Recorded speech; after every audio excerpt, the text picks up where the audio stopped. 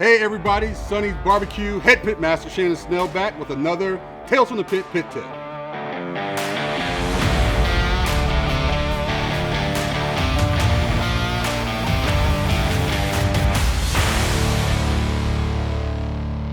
So we're talking low and slow. It's my favorite cooking method. Why, you ask? Well, this certain cooking method allows for a large window of being wrong. Us pitmasters like to call ourselves masters of barbecue for a very reason, but we all generally start off with the low and slow method because throughout your cooking process, and depending on what protein you're cooking, it could take quite a while. So for myself, some of the best items that I use low and slow for are pork butts. Pork butts, brisket, it's a really smart idea to do those. Why? Because it's such a long cook, right? Brisket's really expensive. Pork butts can be really expensive. You don't want to burn those meats up. You don't want to undercook them because trying to go back to them and try to reheat them back up or trying to do something undone when they're overcooked is probably not a thing.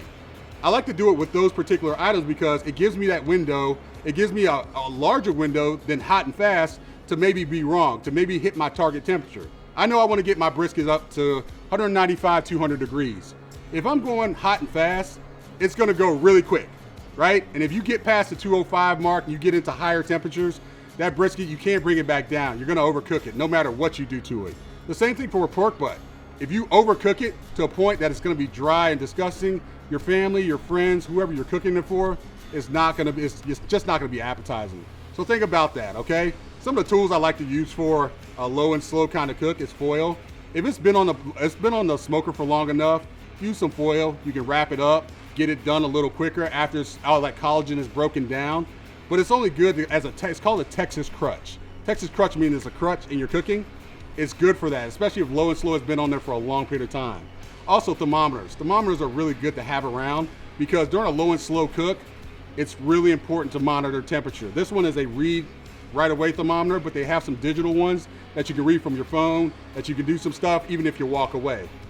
But it does still give you that low and slow method, still gives you that wide window to be wrong. So think about that. When you're starting off with your barbecue, when you're starting off on the cooking end, make sure low and slow is how you start. All right, and that's another pit tip from me, Shannon Snell, Sonny's BBQ head pitmaster. Hey, if there's another myth you want us to talk about, make sure you put it down there in the comments section. We definitely want to hear about it. Also like, comment, and subscribe. That's super important to us.